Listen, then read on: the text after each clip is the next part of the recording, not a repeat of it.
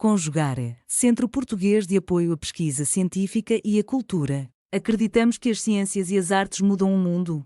O conhecimento transforma, e isso nos motiva.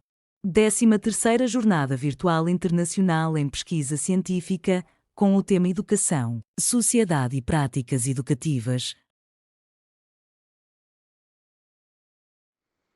Olá, eu sou Lorena Zomer, professora da Universidade Estadual de Ponta Grossa, no Paraná, e minha pesquisa envolve um quilombo em outra cidade que fica a mais ou menos 140 quilômetros aqui de Ponta Grossa, ainda no Paraná, Brasil. É importante lembrar que o Brasil é um país de memória e história escravocrata, então a minha pesquisa se insere com esse debate e com essa necessidade também de falarmos sobre essa relação passado, presente e futuro. Meu objetivo aqui, então, dentro da comunicação, é falar sobre o que é esse quilombo, Família Xavier, dentro do tema que é o título aqui da comunicação. Entre a patrimonialização e a valorização da diversidade na história local de Araputi, Brasil. Os desafios do quilombo Família Xavier. Então, a família Xavier, ela é uma família quilombola. No Brasil, nós entendemos como quilombolas aquelas comunidades remanescentes dos grupos escravizados que fugiam para algum lugar em busca da sua liberdade e ali fundavam redutos, digamos assim, bastante cerceados e pressionados, mas que eram livres. A maior parte dos quilombos mais tradicionais nunca saiu desses lugares, esses quilombos nunca foram desfeitos. O quilombo Família Xavier ele é diferente. Diferente no sentido de, quando a família Xavier original, aquela que mantinha os escravizados na fazenda Boa Vista, ela vai falecendo, ela vai perdendo o seu poder, muitos desses ex-escravizados também saem das terras, ou são expulsos, ou a terra ela não tinha muito valor e precisava de investimentos, eles também não tinham esses investimentos, eles vão para as grandes cidades ou pequenas cidades do Paraná em busca de melhores condições de vida. Mas, ao mesmo tempo, nós temos em Araputi, então, justamente por essa exclusão e essa dispersão, um apagamento e silenciamento dessa memória escravocrata ali também em Araputi. Todos que eram nascidos e escravizados, eles ganhavam o sobrenome de família Xavier.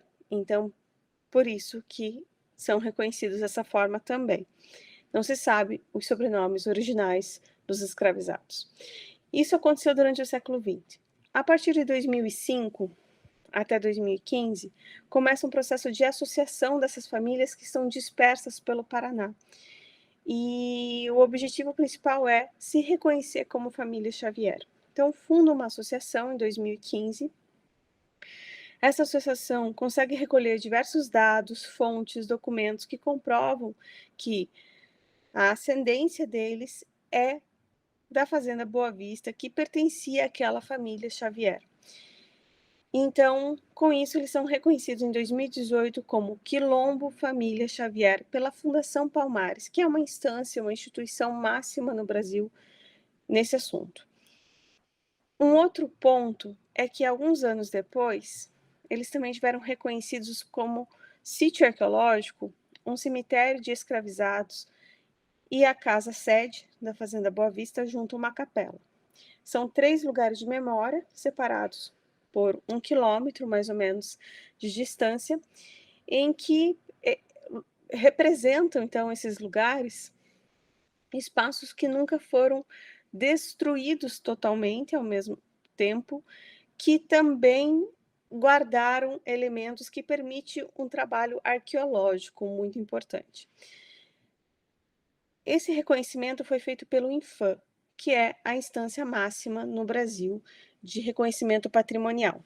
Portanto, o Quilombo Família Xavier, ele vive um processo de aquilombamento, que é entender como que, ao serem dispersados por meio de uma violência, por meio de uma história silenciada, eles também têm elementos que permitem que eles sejam reconhecidos e até mesmo se auto-reconheçam como representantes e participantes dessa comunidade um dia.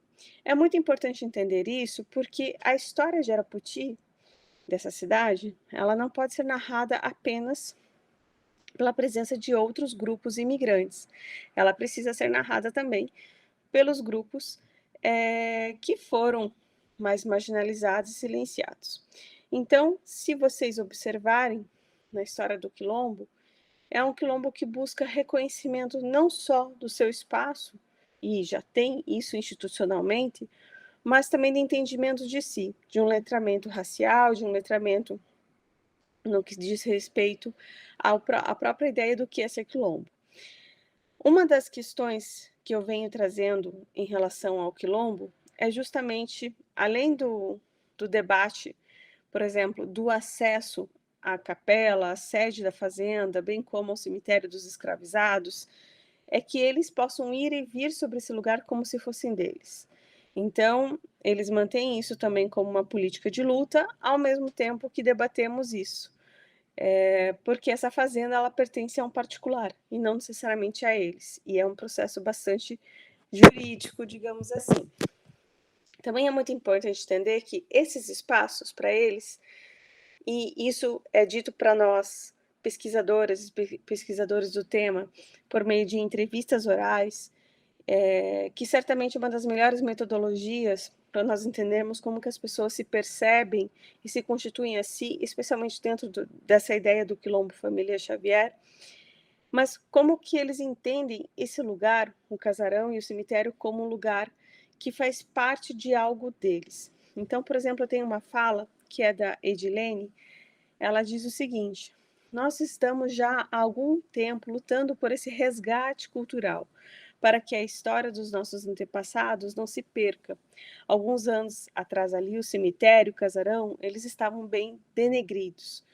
O dono da fazenda estava denegrindo, acabando com o que tinha de história, e a associação veio para que isso não aconteça, se perca e para que a gente transmita para os mais jovens e para a nossa cidade, que até então não sabia, não tinha conhecimento que havia uma fazenda que tinha pessoas que foram escravizadas. Então nós temos aqui vários elementos na fala da Edilene que demonstram esse essa dificuldade em perceber como entender esse processo, a ideia do resgate, por exemplo, para nós historiadoras, dentro de uma educação baseada na história, na memória, no patrimônio, nós sabemos que ela não é possível, porque as pessoas dão sentido a si e ao seu tempo de maneiras diferentes e não é possível retomar todos os elementos para compreender. Mas é importante entender que os lugares patrimoniais, junto às narrativas como a da Edilene, colaboram para uma relação desse passado, presente e futuro, e também de um certo perdão que a historiografia deve dar, e deve dar a esses públicos, para que, de alguma forma, aquilo que foi silenciado comece a ter um espaço. Um espaço onde? Nos lugares de memória, nos lugares turísticos que serão visitados, na educação também formal, na educação curricular da história local de Arapoti, eles também sejam contemplados. Então, apesar de ter algumas coisas bastante complexas na fala, no sentido de resgate, de denegrir, é perceptível que essas pessoas têm uma consciência histórica de si e estão buscando o seu lugar também dentro da representação da história local.